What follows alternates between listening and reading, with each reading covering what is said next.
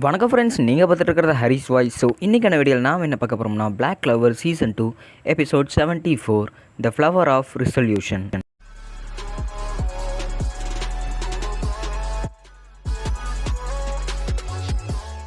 போன எபிசோடில் ஜெர்க்ஸ்ன்னு சொல்லிட்டு ஒரு வித்தியாசமான ஆள் யாருன்னே தெரியாதவங்க பார்த்தீங்கன்னா எங்கள் டீமில் வந்து ஜாயின் ஆகிறான். ஸோ ஆஸ்தாவுக்கு இன்னொருத்தவங்களுக்கு சண்டை வருது. ஸோ இப்போ போட்டி காலத்தில் எல்லாருமே சண்டை போட தயாராகிட்டாங்க.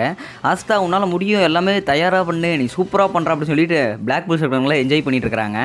ஸோ இங்கே பார்த்தீங்கன்னா சாமி விசாட் கிங்க்கு சாப்பாடு கொடுத்துட்டு இவங்க ரெண்டு பேரும் வேலைக்கு பார்த்துட்டு இருக்கிறாங்க. வாவ், போட்டி ஆரம்பிச்சிருச்சு, என்னால் அடக்க முடியல ஆர்வத்தை, நான் கண்டிப்பாக அதில் ஜெயிக்கத்தான் போகிற மாதிரி அப்படின்னு சொல்லிட்டு ஆசை வந்து கத்திட்டு இருக்கும்போது, நீ என்ன பைத்தியக்காரனா என்ன, இது ஒன்றும் விளையாட்டு பொருள் இல்லை, இது எக்ஸாமு, அதனால் நீ கொஞ்சம் ஆர்வத்தை கொஞ்சம் கம்மி பண்ணு அப்படின்னு சொல்லியிருக்கிறாங்க. இப்போ நம்ம வந்து இங்கே ஸ்ட்ராட்டஜி தான் பயன்படுத்தணுமே தவிர உன் ஆர்வத்தை எதுவுமே இல்லை, அதனால் வாய மூடுறா பைத்தியக்கார அப்படின்னு சொல்லிட்டு ஜெர்க் சொல்கிறாப்புல. நீ சொல்கிறது சரியாக இருந்தாலும் ஆனால் நீ சொல்கிறத நான் கேட்க மாட்டேன்டா மடையா அப்படின்னு ஆஸ்தா வந்து திட்டிகிட்டு இருக்காப்புல. ஆஸ்தா கோவப்படும் போது எவ்வளோ அழகாக இருக்காம்பார் அப்படின்னு சொல்லிட்டு மிமோசா சிரிச்சுக்கிட்டு, ஆஸ்தா கோவப்படாதீங்க, இப்போ நம்ம ஸ்ட்ராட்டஜி படி நம்மளே செஞ்சுக்கலாம். ஸோ நான் வந்து ஹீலிங் பண்ணுறதுக்கு ரொம்ப யூஸ்ஃபுல்லாக இருப்பேன், ஆஸ்தா வந்து ஆன்டி மேஜிக் யூஸ் பண்ணுறதுக்கு ரொம்ப யூஸ்ஃபுல்லாக இருப்பான். அப்புறம் நீங்கள் ஜெர்க்ஸ், நீங்கள் உங்களுக்கு என்ன பவர் இருக்குன்னு நீங்கள் சொன்னீங்கன்னா நாங்கள் நல்லா சண்டை போடலாம் அப்படின்னு சொல்லிட்டு மிமோசா பிளான் பண்ணிட்டு இருக்கும்போதே பார்த்தீங்கன்னா அவங்களோட கிறிஸ்டலில் ஒரு மரண அடியாட்டு விழுகுது. அவங்க ஸ்ட்ராட்டஜி அட்டாக்கிங் எடுத்துட்டாங்க. ஸோ அப்போ நம்ம டிஃபெண்ட் பண்ணி ஆகணும். ஆனால் எப்படி அவங்க அவ்வளோ தூரத்துலேருந்து அடிக்கிறாங்க, கிட்ட யாருமே இல்லையே, எங்கேருந்து அடிக்கிறாங்கன்னு தெரியல அப்படின்னு சொல்லிட்டு மிமோசனோட ஒயின் விப் மூலமாக அந்த கிறிஸ்டல் அப்படியே இறுக்கி பிடிச்சிக்கிட்டாங்க.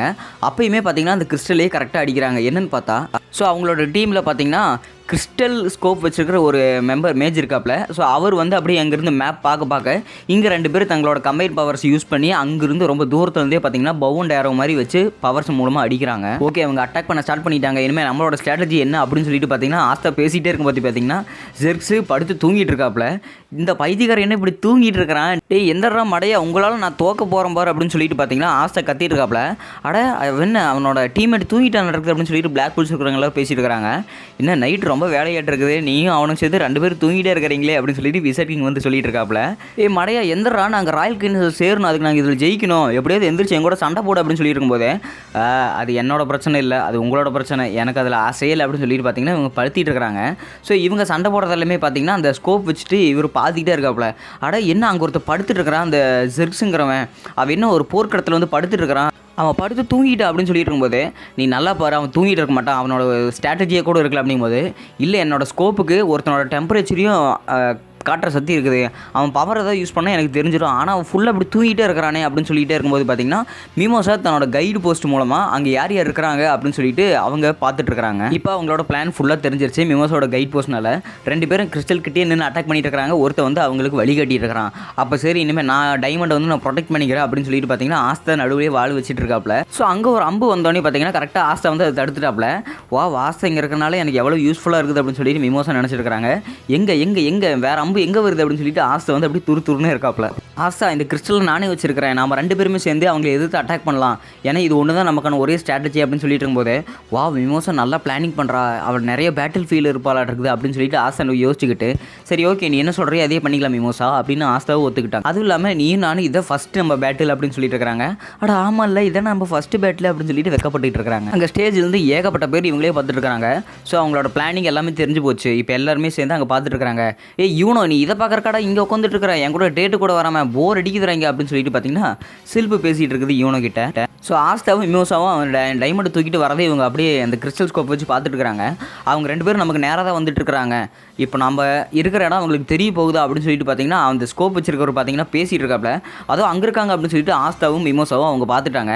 அந்த டைமண்ட் நான் இப்போ அடிக்க போகிறேன் அப்படின்னு சொல்லிட்டு பார்த்தீங்கன்னா அங்கேருந்து ஒருத்தர் கத்துறாப்புல.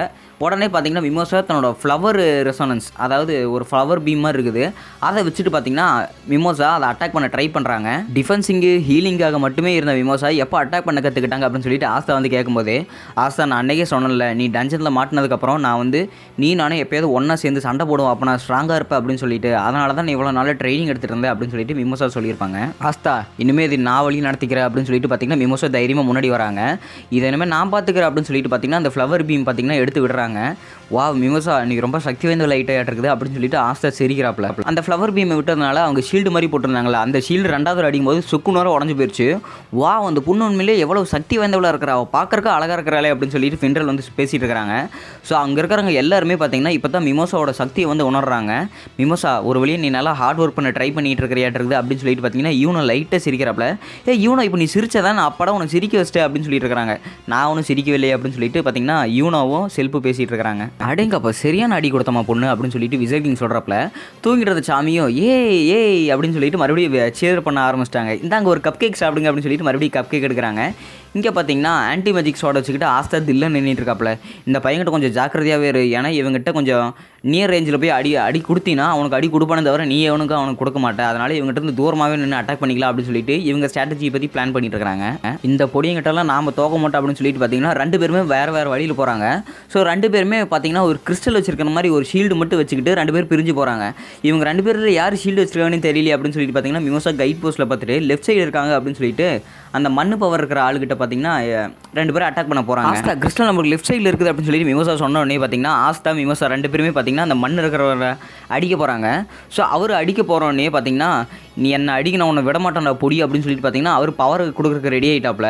அப்புறம் தான் மிமோசாவுக்கு இவங்களோட பிளானிங்கே தெரிய வருது. ஸோ ஒருத்தரை ஃபாலோ பண்ணதுக்கப்புறம் பின்னாடியே 2 பேர் பார்த்தீங்கன்னா அவங்கள அப்படியே நியர் அட்டாக் பண்ணலான்னு பிளான் பண்ணியிருக்காங்க. யாருமே எதிர்பார்க்காத வகையில் ஆஸ்தா ஒரு இடத்துல கால் வைக்கிறாங்க. அந்த கால் வச்ச பகுதியில் ஆஸ்தா மேலே அப்படியே புழு பூச்சி மாதிரி அப்படியே ஒரு மாதிரி பேரலைஸ் ஆக ஆஸ்தா வந்து அப்படியே மயக்கம் போட்டு விழுகிறாரு. ஆஸ்தா உனக்கு என்னாச்சு, ஐயோ இவங்களுக்கெல்லாம் இந்த செவரல் மேஜிக் நிறைய இருக்க மாட்டேருக்குது, ஸோ இதில் ஆச்சரியப்படுறதுக்கு ஒன்றும் இல்லை, இது ஒரு ராயல் கனி டெஸ்ட், அதனால் என்ன வேணால் பண்ணுவாங்க அப்படின்னு சொல்லிட்டு மிமோசா நினச்சிட்டு இருக்காங்க. ஆஸ்தாவும் அப்படி மயக்கம் மட்டும் கீழே விழுந்துட்டு அவ்வளோதான் எல்லாமே முடிஞ்சிச்சு அப்படின்னு சொல்லிட்டு மிமோசா நினச்சிட்டு இருக்கும்போது பார்த்தீங்கன்னா 3 டேரக்ஷன் வந்து எல்லாருமே சேர்ந்து அடிக்க வராங்க. கதை முடிஞ்சிச்சு அப்படின்னு சொல்லிட்டு நீர் நெருப்பு அப்படின்னு சொல்லிட்டு 3 பவரையுமே அடிக்க வராங்க.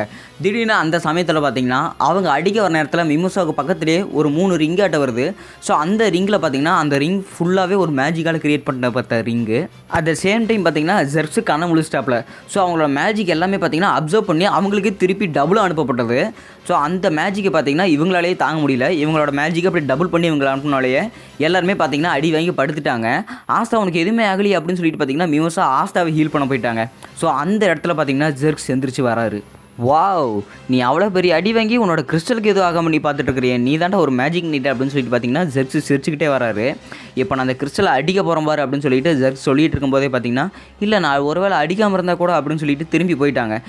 இது ஒன்றும் என் நோக்கம் இல்லை அப்படின்னு சொல்லிட்டு அந்த மேஜிக் நீட்டோட மூஞ்சிலேயே தன்னோட காலை வச்சுக்கிட்டு என் பவர் என்னன்னு தெரியாமல் விளாண்டிட்டு இருக்கீங்களாடா அப்படின்னு சொல்லிட்டு அசிங்கமாக பேசிகிட்டு இருக்காப்புல. இதெல்லாத்தையுமே பார்த்து ஆஸ்தாவுக்கு பார்த்தீங்கன்னா செமையாக கோவம் வருது.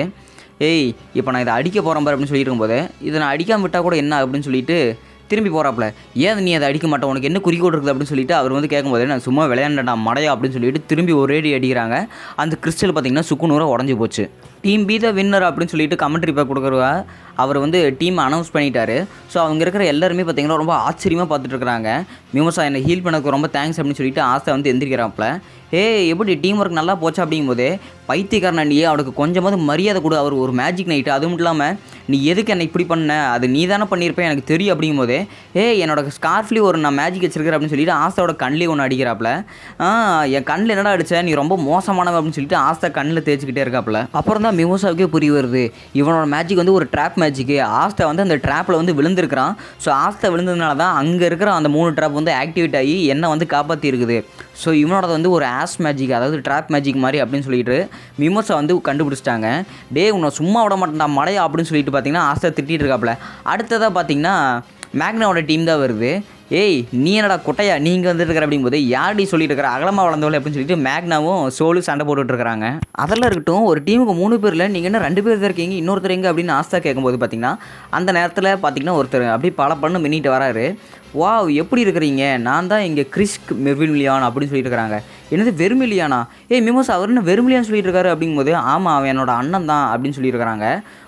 மிமோசாவோட அண்ணனா அப்படிங்கும்போது ஆமாம் அவன் எனக்கு பிறந்திருக்கவே வேணாம் அப்படின்னு சொல்லிட்டு மிமோசா பார்த்தீங்கன்னா கோவப்படுறாங்க. இங்கே பார்த்தீங்கன்னா இவர் கடகடன்னு சிரிச்சிட்டே இருக்காரு. அதோட இந்த எபிசோடு முடிக்கப்படுது. ஸோ இந்த எபிசோடு உங்களுக்கு பிடிச்சிருந்தா மறக்காமல் லைக் பண்ணுங்கள், உங்கள் ஃப்ரெண்ட்ஸுக்கு எல்லாருமே ஷேர் பண்ணுங்கள். ஸோ உங்களை புது வீடியோ சந்திக்கிறேன், புது எபிசோட சந்திக்கிறேன். Until then is bye from Hari's Voice.